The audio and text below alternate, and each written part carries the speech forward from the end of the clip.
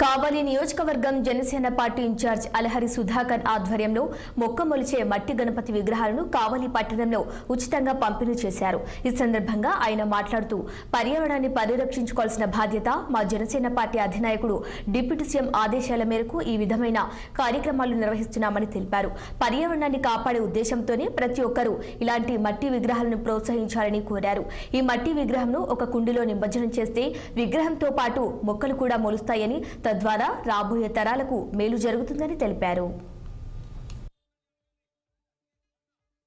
పవన్ కళ్యాణ్ గారి బర్త్డే సందర్భంగా జనసేన పార్టీ సిద్ధాంతాల్లో ఒకటైనటువంటి పర్యావరణ పరిరక్షణలో భాగంగా దగ్గర 4500 మొక్కలని నియోజకవర్గం అంతటా నాటడం జరిగింది.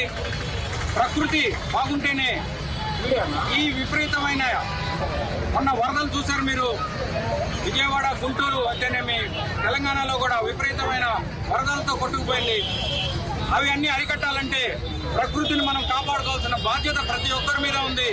ముఖ్యంగా మొక్కలు నాటాల్సిన ఆవశ్యకత ఎంతో ఉందని గుర్తించి ఈ వినాయక చవితి సందర్భంగా కావలి పట్టణంలో ఎప్పటి నుంచి వస్తున్న ఆనవాయితీ అంగరంగ వైభవంగా ఈ విఘ్నేశ్వరుడి పూజలు, విగ్రహాలు పెట్టి పూజిస్తుంటారు.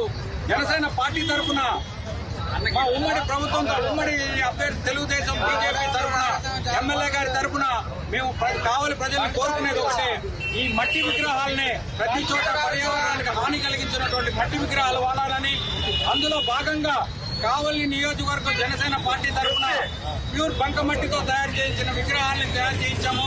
ఇందులో ఉన్న ప్రత్యేకత ఏంటంటే ఇవి మీరు కుండీల్లో పెట్టి నిమజ్జనం చేసినట్లయితే అందులో నుంచి విత్తనాలు పెట్టడం వల్ల మంచి ప్రకృతికి సంబంధించినటువంటి మంచి పండ్ల వృక్షాలు, మొక్కలు ఇవ్వడం జరిగింది.